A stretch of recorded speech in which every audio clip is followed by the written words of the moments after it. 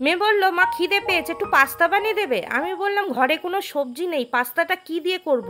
তো বললো মা যেরকম পারো একটু বানিয়ে দাও। তো এইখানটা দেখো পেনি পাস্তা নিয়েছি, আগে থাকতে জল গরম বসিয়ে দিয়েছি, সামান্য একটু তেল আর নুনও দিয়ে দিয়েছি, দিয়ে এই পাস্তাটা বয়েল করে নেবো। তো দেখো পাস্তাটাকে এবার এইভাবে বয়েল করে নিচ্ছি। এখানটা দেখো পাস্তাটা কিন্তু বেশি বয়েল করব না। তো পাস্তাটা কিন্তু এই পর্যায়ে আমি নামিয়ে নেবো, আমার বয়েল হয়ে গেছে। দেখো ছুরি দিয়ে কাটলে কিন্তু সুন্দরভাবে কেটে যাচ্ছে। এবার পাস্তাটাকে আমি ছেঁকে তুলে নিচ্ছি কড়া থেকে।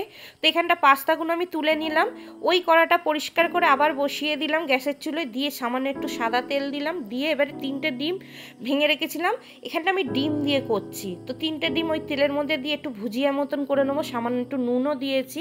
ডিমটাকে বেশি তেলের মধ্যে ভাজবো না, হালকা করে ভেজে ভুজিয়া করে তুলে নিলাম। আবার ওই কড়ার মধ্যে আমি দিয়ে দেবো তেল। তো অল্প পরিমাণে তেল দিয়ে দিলাম, দিয়ে দেখো একটা শুকনো লঙ্কা নিয়েছি, এরকম ছোট করে ফাটিয়ে নিলাম। নেওয়ার পর এখানটা দিয়ে দিচ্ছি একটুখানি কালো সর্ষে, দিয়ে একটু ফোড়নে নেড়ে চেড়ে নিলাম। নিয়ে এবার এখানটা 2টো বড় সাইজের পেঁয়াজ কুচানো দিয়ে দিলাম, দিয়ে পেঁয়াজটাকে একটু ভালো করে একটু ভেজে নিয়ে এখানটা দিয়ে দেবো একটু কারি পাতা। কারি পাতাটা দিয়েও পেঁয়াজের সঙ্গে একটু ভালো করে ভেজে নিচ্ছি। সুন্দর একটা যখন গন্ধ আসবে তখন দিয়ে দেবো সামান্য একটুখানি রসুন পেস্ট আর একটু আদা পেস্ট, দিয়ে একটু ভালো করে কাঁচা গন্ধটা যখন চলে যাবে এখানটা দিয়ে দিচ্ছি 3টে বড় সাইজের টমেটো কুচানো। তারপরে এখানটা দিয়ে দেবো সামান্য একটু নুন, টমেটোটা যাতে নরম হয়ে যায়। তারপরে এর মধ্যে দিয়ে দেবো 3-4টে কাঁচা লঙ্কা কুচানো। তোমাদের বাচ্চারা যদি ঝাল না খায় ঝালটা স্কিপ করতে পারে, আমার বাচ্চা একটু ঝাল খায় বলে দিলাম।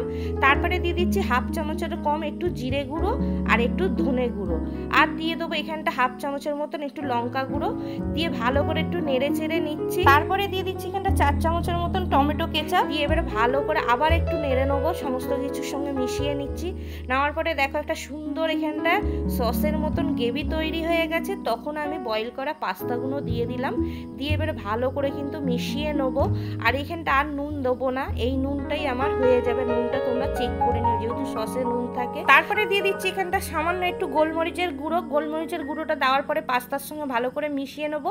এবারে যে ডিমটা ভুজিয়া করে ভেজে রেখেছিলাম সেই ডিমটাও দিয়ে দিলাম, দিয়ে কিন্তু পাস্তার সঙ্গে ভালো করে মিশিয়ে নেবো। দেখতেই পাচ্ছ টমেটোটা দেওয়ার পরে একটা কি সুন্দর সসের মতন গ্রেভি তৈরি হয়ে গেছে। এখানটা কিন্তু একদম আমার পাস্তাটা রেডি হয়ে গেছে।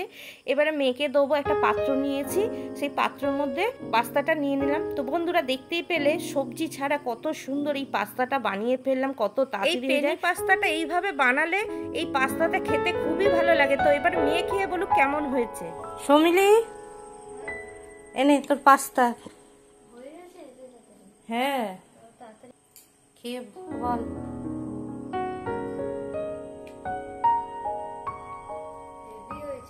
ভালো হয়েছে, দারুণ হয়েছে, বেশ বেশ ঝাল ঝাল মিষ্টি মিষ্টি ভালো লাগছে।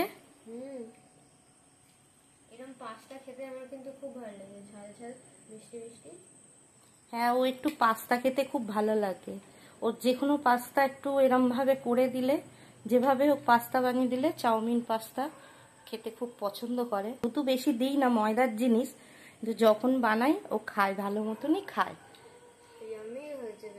আমি হয়েছে টেস্টি হয়েছে।